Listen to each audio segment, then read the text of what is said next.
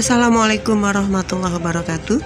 Bertemu kembali dengan Ibu Yeti Ursel di channel Yeti Ursel Bercerita. Di video kali ini kita akan belajar tentang teks cerita fabel, yaitu materi bahasa Indonesia untuk kelas 7. Siswa cerdas Indonesia, coba simak gambar pada layar ini. Ini adalah gambar sampul sebuah buku cerita yang berjudul Kancil yang Cerdik. Adakah yang sudah mengetahui ceritanya? Cerita ini mengisahkan tentang bagaimana kancil yang cerdik bisa mengalahkan seekor buaya. Untuk mengetahui cerita selengkapnya, kalian cari bukunya di perpustakaan. Yang paling penting untuk kalian ketahui saat ini adalah cerita ini tokohnya adalah binatang. Dan binatang-binatang yang menjadi tokoh pada cerita bertingkah laku seperti manusia.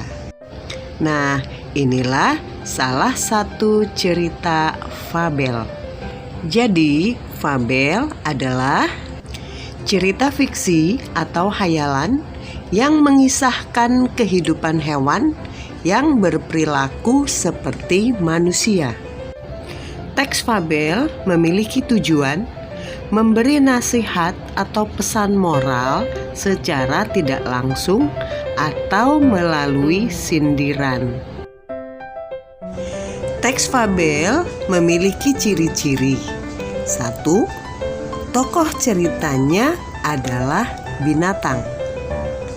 Dan yang kedua, tema cerita fabel menggambarkan hubungan sosial antar makhluk hidup.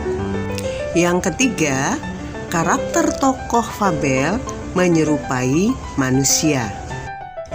Keempat, binatang yang menjadi tokoh fabel bertingkah seperti manusia, yaitu bisa berbicara dan berpikir. Yang kelima, menggunakan sudut pandang orang ketiga.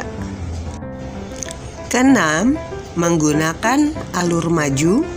Dan 7, konflik yang terjadi merupakan konflik yang biasa terjadi pada kehidupan manusia. Ciri yang ke-8, fabel memiliki latar yang lengkap. Ada latar tempat, latar waktu, latar sosial, dan latar emosi.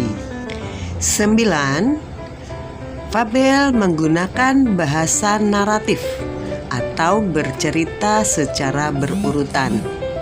Ada dialog dengan bahasa sehari-hari. Dan 10, mengandung amanat atau pesan moral bagi pembaca. Berikutnya kita akan membahas unsur-unsur yang terdapat pada fabel. Yang pertama adalah tema, yaitu gagasan yang menjiwai keseluruhan cerita. Yang kedua, alur atau pergerakan cerita. Ketiga, tokoh dan penokohan. Tokoh adalah pemeran, sedangkan penokohan adalah pemberian karakter terhadap tokoh-tokoh cerita. Yang keempat, latar yang terdiri atas latar tempat untuk menunjukkan di mana sebuah peristiwa terjadi, latar waktu menunjukkan kapan terjadinya, dan latar suasana untuk menggambarkan suasana saat terjadinya sebuah peristiwa. Kelima, sudut pandang. Dalam cerita fabel, sudut pandang yang digunakan adalah sudut pandang orang ketiga, yaitu yang menceritakan menyebut tokohnya dengan kata ganti dia. 6. Amanat, yaitu pesan moral yang ingin disampaikan melalui cerita fabel tersebut. 7.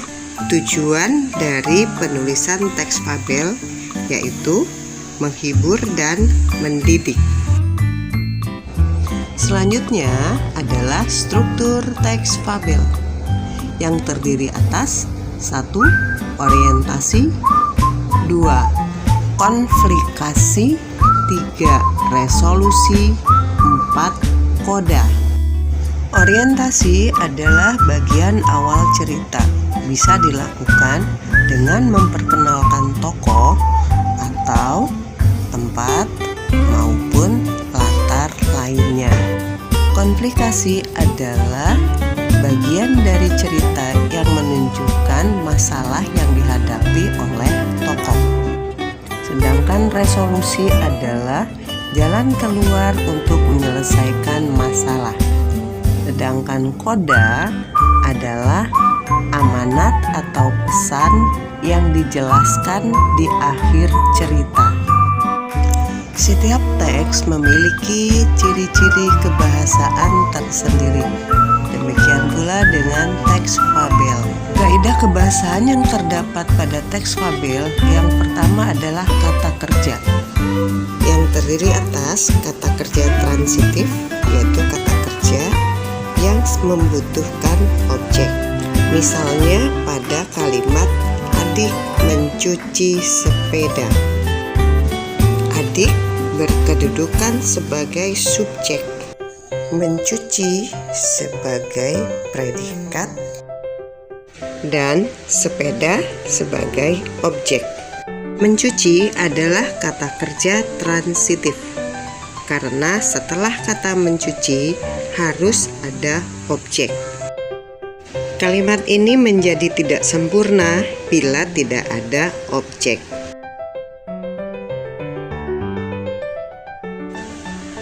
Kata kerja intransitif adalah kata kerja yang tidak membutuhkan objek. Misalnya pada kalimat mereka tertawa, adik terjatuh. Mereka berkedudukan sebagai subjek, tertawa sebagai predikat. Kalimat ini tidak mengandung objek, tetapi informasi yang disampaikan sudah lengkap.